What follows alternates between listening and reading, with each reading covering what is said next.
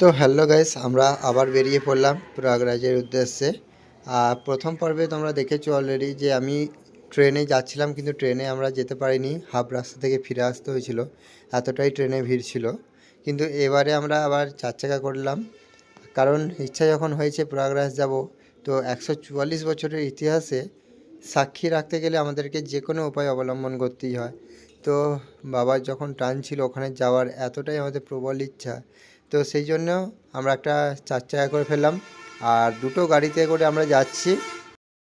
তো দুটো আর্টিকা গাড়ি আমরা ভাড়া করেছিলাম, আর আটজন আটজন করে মোট 16 জন আমরা গিয়েছিলাম ড্রাইভার সমেত। তো সবাই মিলে খুব মজা করেছি, আর সেটারই বৃত্তান্ত বলবো। আর পার্ট 1-এর ভিডিও অনেকে বলেছো যে আমি নাকি রং ইনফরমেশান দিয়েছি বা রং মানে পুরোটা ভুল বলেছি, কিন্তু কোনোটাই আমার ওখানে ভুল নয়। কারণ আমরা ভুক্তভোগী ভাই, আমরা মিথ্যে কেন বলতে যাব? আর মিথ্যে বলার জন্য আমাকে কোনো কোম্পানি কমিশন কিছু দেয় না। সুতরাং যেটা বলেছি একদম খাঁটি, যেটা আমার সাথে হয়েছে আমি সেই কথাটাই বলেছি। আর সত্যিই তাই, প্রয়াগরাজের ট্রেনগুলোয় এতটা পরিমাণ ভিড় ছিল যে কোনো জায়গাতেই ট্রেনের গেট খুলছিল না। এমনকি আমরাও খুলিনি, আমাদের চোখে দেখা, কারণ আমরা নিজেরাও ছিলাম সেই ট্রেনে, আমাদেরকেই উল্টো দিক থেকে আর কি নামতে হয়েছে। সেই কারণে আমরা এটাই বললাম। আর আজকে সেই জন্য যাচ্ছি 4 চাকা করে। আর সকলের মতো আমরাও 4 চাকার প্রথমে জয় শ্রীরাম বা শিবজির পতাকা লাগিয়ে নিলাম। তো এই হচ্ছে ব্যাপার। তারপর একদম চোখ বুজে সারা রাত গাড়ি চালিয়ে চলে আসি একদম বারাণসী। আর সেখান থেকেই আর কি বারাণসীতে ঢোকবার কথা ছিল, কিন্তু সেখানে না ঢুকে ডাইরেক্ট প্রয়াগে চলে যাই, কারণ যেটা আমাদের মেন উদ্দেশ্য ছিল প্রয়াগরাজ। তো আগে সেই কাজটা সেরে আসি, তারপর বারাণসীতে ঢুকবো। আর এই সিদ্ধান্তটাই আমাদের ছিল সবথেকে ভালো সিদ্ধান্ত, কারণ পরের দিন বারাণসীতে যখন আসি তো দেখলাম বারাণসীতে এতটা পরিমাণ ভিড় যে ধারণার বাইরে। আমরা যদি আজকে বারাণসীতে পুজো দিয়ে তারপর পরের দিনকে প্রয়াগরাজ যেতাম, তাহলে প্রয়াগে স্নান করাটাই হতো না। আর একটা কথা তোমাকে এই সময় বলে রাখি যে প্রয়াগ যারা যেতে চাইছো বা ইচ্ছা আছে তারা অবশ্যই চলে যাও, কারণ এই সময় প্রচণ্ড ভিড় কম। যেহেতু আমরা গিয়েছিলাম, তোমরা পরবর্তী ভিডিও অবশ্যই দেখবে যে প্রয়াগে এখন কিন্তু অনেক ভিড় কম আছে। এই ভিড়টা সেম হবে মৌনী অবস্থায় যেমন হয়েছিল সেই রকমই হবে শিবরাত্রির সময়। তো সেই সময়টাকে অ্যাভয়েড করে যাও একটু, আর যতটা পারবে এই শিবরাত্রির আগে চলে যাওয়ার চেষ্টা করো, 2 দিন আগে, তাহলে কিন্তু ভিড় অনেক কম। তো এটা দেখতে হচ্ছে ব্যাসাল্ট পাহাড়ের মানে পাথরের পাহাড়। এটা এটা হচ্ছে ওই বিহারের শেষের দিকে, ঝাড়খণ্ড ঢোকার আগে। তো কত কী না দেখলাম প্রয়াগ যেতে যেতে। আর এরপর থেকে ওই দিকটা ঝাড়খণ্ডে শুধু রাস্তার ধারে ধারে পাহাড় আর পাহাড়, মানে অনেক পাহাড় দেখলাম, মানে এরকম বা পুরুলিয়া বা বাঁকুড়ায় দেখা যায় না সত্যি। আর এই হচ্ছে আমাদের পিছনের গাড়িটা যেটা ছিলাম, আমরা আগে ছিলাম, কারণ আমাদের যে ড্রাইভার কাকু ছিলেন তিনি আর কি এর আগে 2-3 বার প্রয়াগে এসছেন ভাড়া নিয়ে, সেহেতু উনি জানেন বলে উনি আমাদেরকে নিয়ে আগিয়েছিলেন, আর গাড়িটা আরেকটা যে গাড়িটা ছিল সেটা পিছনে ছিল। এইভাবে প্রায় 13 ঘন্টা আমরা পৌঁছে গেছিলাম প্রয়াগরাজে। আর সারা রাত গাড়ি টানা হয়েছে, আর এই গাড়ি টানার পর এখন এখানে একটু রেস্ট নেওয়া হচ্ছে, মানে সারা রাতে কোথাও দাঁড়ানো হয়নি।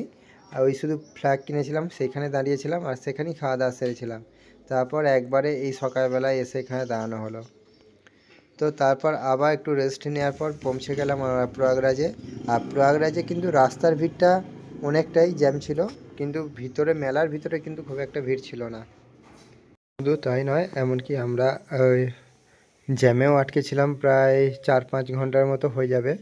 বিশেষ করে যে টোল ট্যাক্সগুলো রয়েছে সেই টোলের জায়গাগুলো আমাদেরকে অনেকক্ষণ করে দাঁড়াতে হয়েছে, কারণ ওই জায়গাগুলো এতটা পরিমাণ ভিড় ছিল। এবং অবশেষে যে প্রয়াগে ঢোকার মুহূর্তেও আমাদেরকে অনেকটা সময় আর কি জ্যামের মধ্যে থাকতে হয়েছিল, কারণ প্রয়াগে ঢোকার আগের মুহূর্তটা শুধুমাত্র জ্যাম লক্ষ্য করলাম। বাকি যে সমস্ত জায়গাগুলো জ্যাম ছিল সেইগুলো শুধুমাত্র টোল পাসের জন্য জ্যামটা লেগে গিয়েছিলো, কারণ অনেক গাড়ি পাস করতে হচ্ছিলো, টোল স্ক্যান করতে হচ্ছিলো ফাস্ট্যাগের, তো সেই কারণে লেট হচ্ছিলো। আর প্রয়াগের ভিড়টা দেখতে দেখলাম ওইটা অতটাও জ্যাম নয়, ওই 2-3 ঘন্টা বা 5 ঘন্টা এমন কোনো ব্যাপার নয় এখানে। আর সবথেকে ব্যাপার মেলায় যে ভিড়টা আমরা লক্ষ্য মানে ভেবেছিলাম সেটা কিন্তু আমরা পাইনি। এখন আমরা অলরেডি প্রয়াগরাজে চলে এসেছি। তো এখানে আসার পর আমরা এই জায়গায় গাড়ি স্ট্যান্ড করি, আর এই জায়গার নাম হচ্ছে কানিহার রোড। তো এই কানিহার রোডে আমরা গাড়ি স্ট্যান্ড করি, আর এখানে পার্কিং চার্জ নেয় 100 টাকা করে, দুটো গাড়িতে 200 টাকা। তারপর আমরা এখান থেকে গাড়ি পার্কিং করার পর চলে আসি অটো করে, কারণ এখান থেকে আমাদের যেই জায়গায় পার্কিং করেছিলাম সেখান থেকে দূরত্ব ছিল প্রায় ওই 7-8 কিলোমিটারের মতো হবে। তো তার সেখানে আমাদের গাড়ি পার্কিং করতে হয়েছিল, বাকিটা অটো করে নিয়েছিলাম। আর অটোতে পার হেড 70 টাকা করে পড়লো, কারণ এখন তো জানোই সব জিনিসের এখানে দাম বেশি নিচ্ছে প্রত্যেকটা জিনিসের। আর তো 70 টাকা দিয়ে আমরা চলে যাই প্রয়াগের সেই সঙ্গম স্থানে, যেখানে আমাদের মেন উদ্দেশ্য ছিল। আর সেখানে যেতে আমাদের প্রায় সময় লাগলো আধ ঘন্টার উপর অটো করে। আর অটোতে এদিক ওদিক গলি দিয়ে এমনভাবে নিয়ে গেল কিছু বুঝতেই পারলাম না রাস্তা। তো যাই হোক, অটো করে আমরা যাই প্রয়াগরাজের মেন যে সঙ্গম সেইখানে। আর একটা কথা, এখানে কিন্তু সঙ্গম পর্যন্ত নিয়ে যায়নি, এখানে নদীর যে ঘাট অর্থাৎ গঙ্গার যে ঘাট সেখানে নামিয়ে দিয়েছিল, বাকিটা আমাদেরকে এবার হেঁটে হেঁটে যেতে হয়েছিল। তো চলো সেই কথাও আমি তোমাদেরকে বলছি। আর এখানে তোমরা বার্গেনিং করতে হবে, কারণ এখানে এখন এতটা পরিমাণ জিনিসের দাম বলছে, এত পরিমাণ ভাড়া বলছে, তোমরা যতটা সম্ভব পারবে কমানোর চেষ্টা করবে, কারণ এখানে সত্যি এই সময়টা এদের রুজি রোজগারের উপায়, তো সেই কারণে এরা প্রচুর টাকা নিচ্ছে। তো এখন আমাদেরকে অটো থেকে নামিয়ে দেওয়ার পর আমাদেরকে তারপরও অনেকটা হাঁটতে হয়েছিল, প্রায় 2-3 কিলোমিটারের মতো। তো এখন আমরা হেঁটে হেঁটে যাচ্ছি সেই সঙ্গমের উদ্দেশ্যে। আর এখান থেকে আমাদের মানে ভিড়টা লক্ষ্য করলাম, এর আগে কিন্তু কোনো জায়গায় এমন ভিড় লক্ষ্য করিনি। যেখানে গাড়ি পার্কিং করেছিলাম বা যেখানে জ্যাম ছিল সেই জায়গাগুলোয় এতটা ভিড় ছিল না, আর এখান থেকেই ভিড় শুরু। আর সত্যি বলতে মনটা একদম আনন্দে ভরে যাচ্ছিল, কারণ প্রথমবার যেহেতু আসতে পারিনি, সেকেন্ডবার এসেছি। আর যে কোনো জিনিস প্রথমে আমরা ভুল করি, দ্বিতীয়বার শুধরে নিই, আর এটাও ঠিক সেই রকমই। দ্বিতীয়বার শুধরানোর সুযোগটা পেয়েছি, অর্থাৎ আসার যে সুযোগটা পেয়েছি সেটা একদম মানে কি বলবো, মাইন্ড ব্লোয়িং বললেও কম হবে। মানে এতটা আনন্দ হচ্ছিল যে ধারণার বাইরে। তারপর আমরা আরও সামনের দিকে এগোতে থাকি, আর এগোতে এগোতে মানুষের ভিড় লক্ষ্য করি। আর যে জায়গাগুলো এরকম নিচু জায়গা, সেই জায়গাগুলো আরোই ভালো লাগছিল। মানে মনে হচ্ছিল যেন কত লোক, এত লোক, মানে টিভিতে যেমন দেখছিলাম, খবরে যেমন দেখছিলাম, তো ঠিক সেই রকমই ভিড়টা মানে লক্ষ্য করছি এখানে। তারপর আরেকটু এগিয়ে যেতে দেখলাম যে মানে লাইটের বন্যা, আর দূর থেকে লাইটগুলো মনে হচ্ছিল যেন একদম পুরো সেই কেউ নদীর ধারে আর কি প্রদীপ জেলে রেখেছে, তো সেরকম লাগছিল, সত্যি অসাধারণ লাগছিল। আর যত এগোচ্ছিলাম ততই যেন আরও ভালো লাগছিল। চলো আমাদেরকে পুরোটা দেখাই, তোমরা শুধু দেখতে থাকো যে ভিড়টা কেমন আছে। কিন্তু প্রয়াগরাজে যে ভিড়টা আমরা আশা করেছিলাম সেই ভিড়টা কিন্তু পাইনি, কারণ হচ্ছে যে নর্মাল মেলায় যেমন ভিড় হয়, তো এখন সেই রকমই ভিড়টা রয়েছে, খুব একটা ভিড় নেই।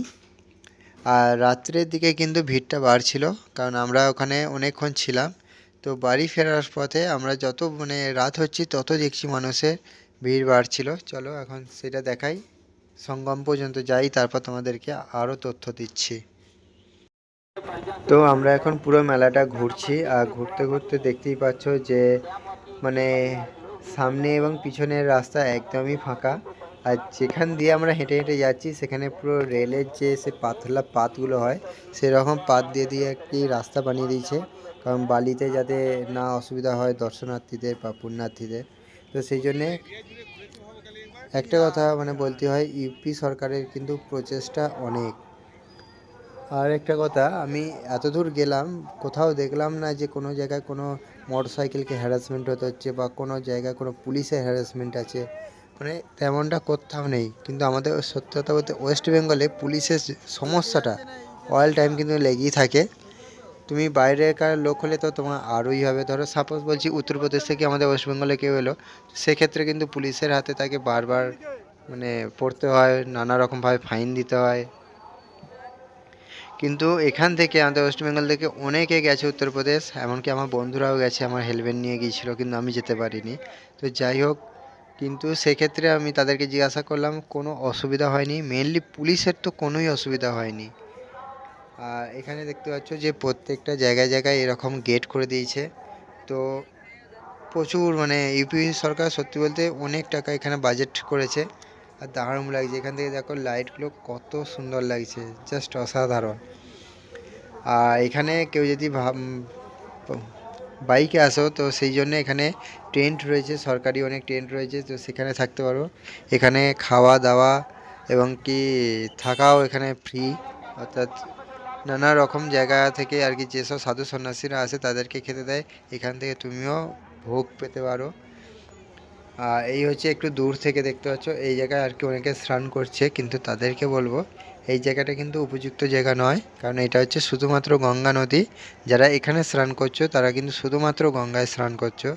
সঙ্গমে স্নান করতে গেলে তোমাদেরকে অনেকটা ঘুরতে হবে, যেমন আমাদেরকে ঘুরতে হয়েছে। তো এই জায়গাটা দেখতে পাচ্ছ অনেকে স্নান করছিল, কিন্তু এখান থেকে আমরা প্রথমে ভেবেছিলাম যে এটাই হয়তো, কিন্তু পরে আর কি আরও ইউপি পুলিশ দিকে জিজ্ঞাসা করার পর জানতে পারলাম যে এই জায়গাটা হচ্ছে শুধুমাত্র গঙ্গা ঘাট। আমাদেরকে সঙ্গমে যেতে গেলে 12 নম্বর গেট দিয়ে ঢুকতে হবে, আর এখানে অনেকগুলো গেট আছে, ঠিক আছে, আর অনেক সেক্টরে ভাগ আছে। তো 20 নম্বর সেক্টরে আমরা নেমেছিলাম, আর দিয়ে সেখান থেকে হেঁটে হেঁটে গিয়েছিলাম 12 নম্বর গেটে। 12 নম্বর গেট থেকে প্রায় তোমার দু ওই 5 কিলোমিটারের মতো প্রায় হাঁটা, ওখানেও কি একটু কম বেশি হবে ঠিক। আর সেখানে গিয়ে তোমাদেরকে 3 নম্বর ঘাটে এসে স্নান করতে হবে, আর ওই 3 নম্বর ঘাটটা হচ্ছে অরিজিনাল গঙ্গা যমুনা সরস্বতীর যে মিলনস্থল, সেই জায়গায় হচ্ছে 3 নম্বর ঘাট। তো এই জায়গাটা তোমরা একটু দেখে নেবে। এই যে এই জায়গাটার কথা বলছিলাম, এটা হচ্ছে মেনলি শুধুমাত্র গঙ্গার ঘাট। আমাদেরকে যেতে হবে আরও ওইদিকে সামনে এগিয়ে যেতে হবে। চলো সেটাই তোমাদেরকে দেখাচ্ছি পরবর্তী ভিডিও। তো এখন আমরা যত হাঁটাহাঁটি করছি এবং হাঁটছি ততই আরও সামনের দিকে এগিয়ে যেতে হচ্ছে, কারণ সমস্ত জায়গায় ঢুকতে দিচ্ছে না। যেমন তোমরা দেখতেই পাচ্ছ যে সামনে সবাই ওই একই উদ্দেশ্যে এগিয়ে যাচ্ছে সামনে, যে কোন গেট দিয়ে ঢুকবো, কিন্তু সব গেট দিয়ে ঢুকতে দিচ্ছে না। আমরা যতগুলো দেখলাম সব কিন্তু বেরোনোর গেট। এই যে এই একটা যেমন গেট, এখান থেকে দেখো শুধুমাত্র লোক বেরোচ্ছে, কিন্তু ঢুকতে দিচ্ছে না। তো ঢোকার জন্য আমাদেরকে অনেকটা এগোতে হবে, 12 নম্বর গেট পর্যন্ত আমাদেরকে যেতে হবে। তো এই হচ্ছে 12 নম্বর গেট। এখন আমরা 12 নম্বর গেটে পৌঁছে গেছি, আর এইটা হচ্ছে একদম এই যে সেতুটা রয়েছে, ব্রিজটা, সেই ব্রিজের আশেপাশ মানে পাশ দিয়ে যেতে হচ্ছে আর কি। তো একদিকে হচ্ছে বাস যানবাহন চলাচলের জন্য এই সেতু, আর অন্যদিকে হচ্ছে রেল সেতু। তো দুটোর মাঝামাঝি জায়গা দিয়ে আমাদেরকে যেতে হবে, তবেই আমরা আমাদের মেন উদ্দেশ্য স্থানে পৌঁছাবো। তো চলো, এবার যত রাত হচ্ছে তত কিন্তু ভিড়টাও বাড়ছে, তোমরা দেখতে পাচ্ছ। কারণ প্রথমে যখন এলাম পুরোটা ফাঁকা, আর আমরা এসে এখানে প্রায় অলরেডি 1 ঘন্টার মতো ঘোরা হয়ে গেছে, আর 1 ঘন্টা পর আমরা আস্তে আস্তে এগোচ্ছি সেই সব দিকে। তো দারুণ লাগছে। আর এইটুকু বলার যে তোমরা যারা যাবে তারা কিন্তু এখনই চলে যাও, কারণ এখন ভিড় অনেকটা কম আছে, তবে শিবরাত্রির সময় কিন্তু ভিড়টা অবশ্যই বাড়বে। তো এখন দেখো এই হেঁটে হেঁটে যাওয়ার মজাটাও আলাদা, চারদিকটা দেখা, এবং মেনলি আমার পক্ষে যেটা হয়েছে, আমি বাংলায় কথা বলি, আর ওখানে বাংলাভাষীও যেমন ছিল সেটাও হিন্দিও ছিল। হিন্দি বুঝতে পারছিলাম কিন্তু বলতে পারছিলাম না। এই একটা মজা হয়েছে আর কি অনেক। যাই হোক, তো এখানে দেখতে পাচ্ছ এই যে গেট, এখান দিয়ে শুধুমাত্র এন্ট্রি করার জন্য আর কি গেটটা, একদম ব্রিজের নিচ থেকে তোমরা এন্ট্রি করতে পারবে এটা। আর এখান থেকে তোমাদেরকে সোজা যেতে হবে। এটা দেখতে পাচ্ছ কত নম্বর সেক্টর, 12 নম্বর। উপরে দেখো মাইক বাঁধা আছে, তার নিচে লেখা আছে 12 নম্বর গেট, আর এই 12 নম্বর গেট দিয়েই তোমাদেরকে যেতে হবে। তো এখন আমরা 12 নম্বর গেট দিয়ে ঢুকছি, আর এইখানটাই তোমাদেরকে বলছিলাম একদিকে যে যানবাহন চলার রাস্তা অর্থাৎ সেতু, আর এটা হচ্ছে রেল চলাচলের জন্য সেতু। তো দুটো একদম পাশাপাশি। আর এখানে আরেকটা জিনিস ভালো লেগেছে যে আমাদের ভারতের যেমন পতাকা গেরুয়া সাদা সবুজ, তো সেই রকমই আদলে আর কি গড়ে তোলা, আর ডেকোরেশন দারুণ। এখানে পরিষ্কার পরিচ্ছন্ন রাস্তার সেটাও খুব সুন্দর লেগেছে, পুলিশের ব্যবহার সুন্দর লেগেছে, ব্যবহার ঠিক আছে, মানে A to Z আমার ভালো লেগেছে। ইউপির এই প্রশাসনকে সত্যি মানে স্যালুট জানানোর মতো। এমনকি সবথেকে আমাদের পক্ষে, আমরা বাইকার, যদিও আমি গাড়িতে গেছি, তো বাইকার হিসাবে আমার আরেকটা সবথেকে বেশি ভালো লেগেছে যে এখানে তেলের দামটা সত্যি অনেক কম। এখানে 93 টাকা সামথিং তো তেলের দাম, আর আমাদের সেখানে ওয়েস্ট বেঙ্গলে 106 টাকা করে লিটার, আর কোথায় 93, চিন্তা করো সত্যি। তো যাই হোক, এর মাঝখানে আমি তোমাদেরকে বলে দিই যে আমরা কিভাবে পৌঁছালাম, তো আমার ডেস্টিনেশনটা কী ছিল। তো আমি যখন প্রথমবার যেতে পারছিলাম না প্রয়াগ, তো আমি মন থেকে আশা ছেড়ে দিয়েছিলাম এক প্রকার, যে হয়তো আমাকে টানেনি তাই আমি যেতে পারছি না। কিন্তু মনে মনে এটুকু ইচ্ছা রেখেছিলাম যে ঠাকুর যেমন করে হোক আমাকে অন্তত একবার পৌঁছে দাও ওই জায়গায়। তো হঠাৎ করেই আর কি ঠিক হয় যে গাড়ি বুকিং। আর এমনকি এখানে প্লেয়ারগুলো দেখো এত সুন্দর ডিজাইন করা, যে সত্যি মানে মারাত্মক, চোখ জুড়িয়ে যাবে আর কি এইরকম। আমাদের প্লেয়ারগুলো শ্যাওলা পরে কি অবস্থা হয়ে থাকে, আর এখানে প্লেয়ারগুলো দেখো প্রত্যেকটা এক একটা স্তম্ভে এক একটা নিদর্শন এঁকে দিয়ে গেছে।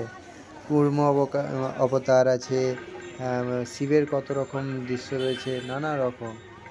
আর এটা দেখতে পাচ্ছ যে নন্দী দ্বার, তো এটা হচ্ছে নন্দীদ্বার, মানে এরকম নানা জায়গায় আর কি এরকম প্রবেশদ্বারের মতো করা হয়েছে।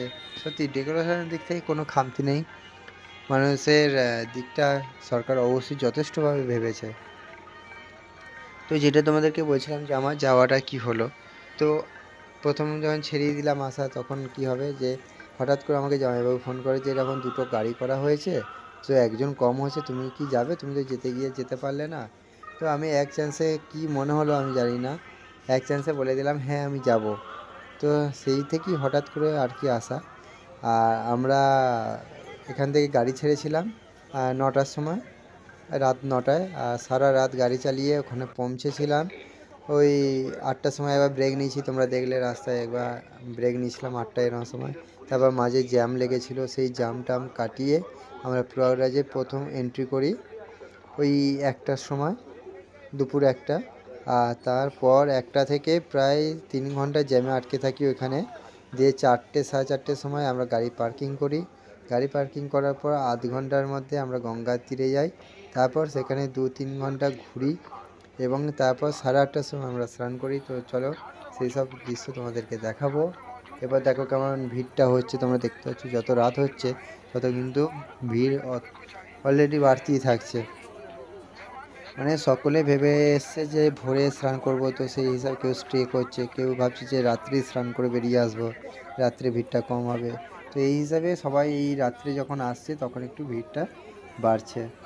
তো যাই হোক, আমরা এখানে অনেকক্ষণ ঘুরি, অনেক জায়গা দেখি, যতটা চোখ যায় তো ততটা ঘুরেছি। মানে যতক্ষণ না নিজেরা আলা হয়েছি ততক্ষণ একভাবে আমরা ঘুরে গেছি। তো অবশেষে আমরা আসি সেই সঙ্গম স্থানে, এটা হচ্ছে 3 নম্বর গেট। আর এখানে আমি ভিডিও খুব একটা করিনি কারণ এখানে সকলে স্নান টান করছিল। যাই হোক, হরে কৃষ্ণ। তো এখানে আর কি এসে আমরা স্নান করি।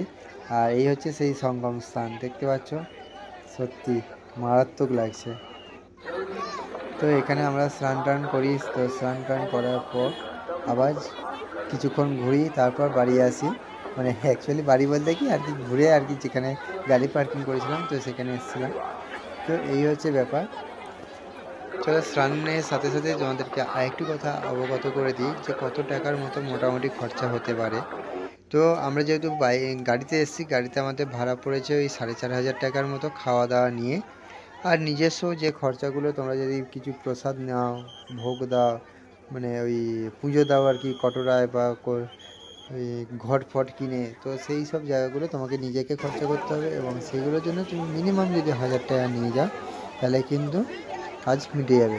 আরেকটা কথা বলবো, যদি তোমরা প্রয়াগরাজ এবং বারাণসী দুটো কি প্ল্যান করে আসো তাহলে তোমরা 1,000 টাকায় 1,500 কি 2,000 টাকা নিয়ে আসো, তোমাদেরকে চোখ বুঝে অন্য কোনো দিকে আর তাকাতে হবে না, আরামসে তোমাদের সমস্ত কাজ ওখানে মিটে যাবে।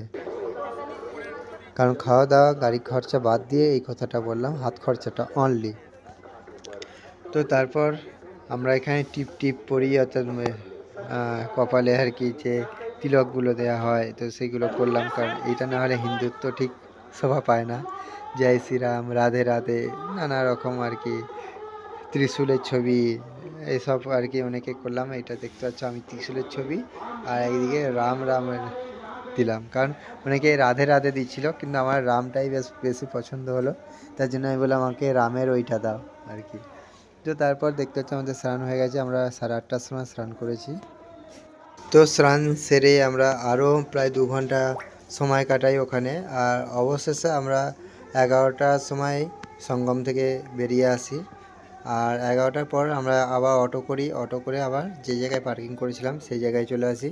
তো এত পর্যন্ত আর ভিডিও কিছু করা হয়নি, কারণ আমরা হেঁটে প্রচুর ক্লান্ত হয়ে গিয়েছিলাম। আর তারপর আর কি সারা রাত আবার গাড়ি চালিয়ে চলে আসি বারাণসীতে। তো সেখানে কিছুটা অংশ দিই। আর এর মধ্যে বলে রাখি যে বারাণসীতে ঢুকে আমার ফোন সুইচ অফ হয়ে গিয়েছিলো। আর এখানে দেখতে পাচ্ছ যে আমাদের দুটো গাড়ির হাই রোডের পাশে দাঁড় কাটানো রয়েছে। এর কারণটা বলি, এই কারণটা হচ্ছে যে ড্রাইভারের আর কি ঘুম লেগে গিয়েছিলো আর আমরা সকলে ঘুমিয়ে গিয়েছিলাম। তার জন্য ড্রাইভার নিজের বুদ্ধিমত্তার পরিচয় দিয়েছে এখানে, যে গাড়িটাকে পাশে পার্কিং করে দিয়েছে, নাহলে কিন্তু এটা অনেক রকম বড় সড়ো ক্ষতির সম্ভাবনা থাকতো। তো যাই হোক, আমরা এখন বারাণসীতে চলে এসেছি। আর বারাণসীতেও এসে আমার ফোনটা সুইচ অফ হয়ে যায়। তো এটা আর কি বাকি যারা সব গিয়েছিলো তাদের ফোনে আমি ভিডিও করে রেখেছিলাম, পরে আমার ফোনে পাঠিয়ে নিয়েছি। তো যাই হোক, দেখতে পাচ্ছ যে বারাণসীতে এসে লোকের ফোনে আর কি যেমন হয় ভিডিও তেমন হয় না, বা করতে মন যায় না। প্লাস হচ্ছে তারও ফোনটা দরকার হতে পারে, সে ছবি তুলবে হ্যান ত্যান নানা রকম ব্যাপার।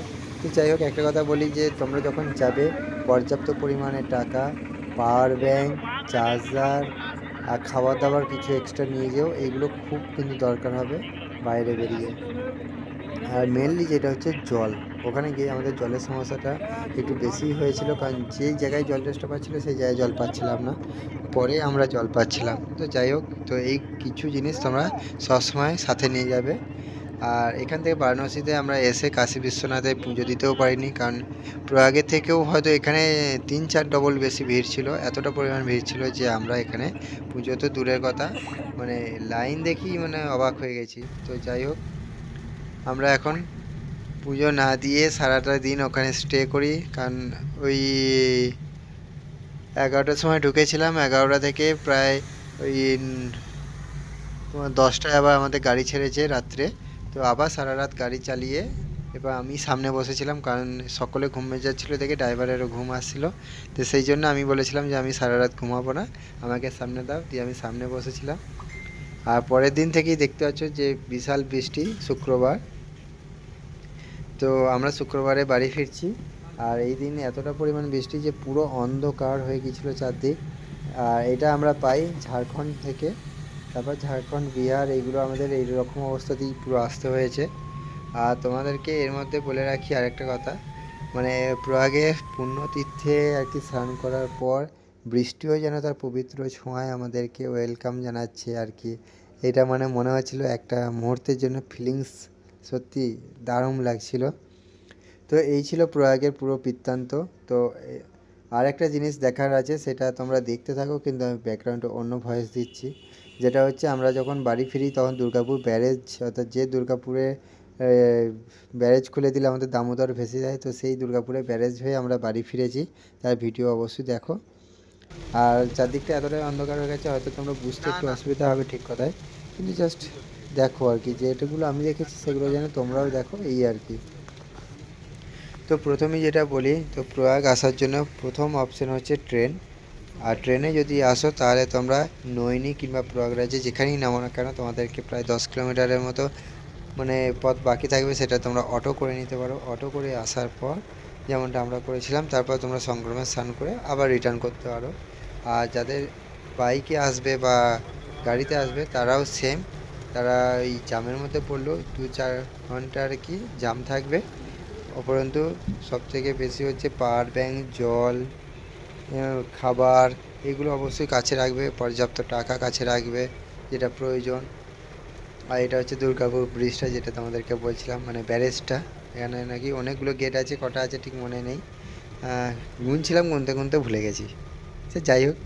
আর হচ্ছে বারাণসীতে গেলে তোমরা সবসময় ভাববে যে একটু যতটা তাড়াতাড়ি আর কি পুজোটা দেওয়া যায় স্নান টান সেরে, কারণ বারাণসীতে কিন্তু দারুণ ভিড় হচ্ছে।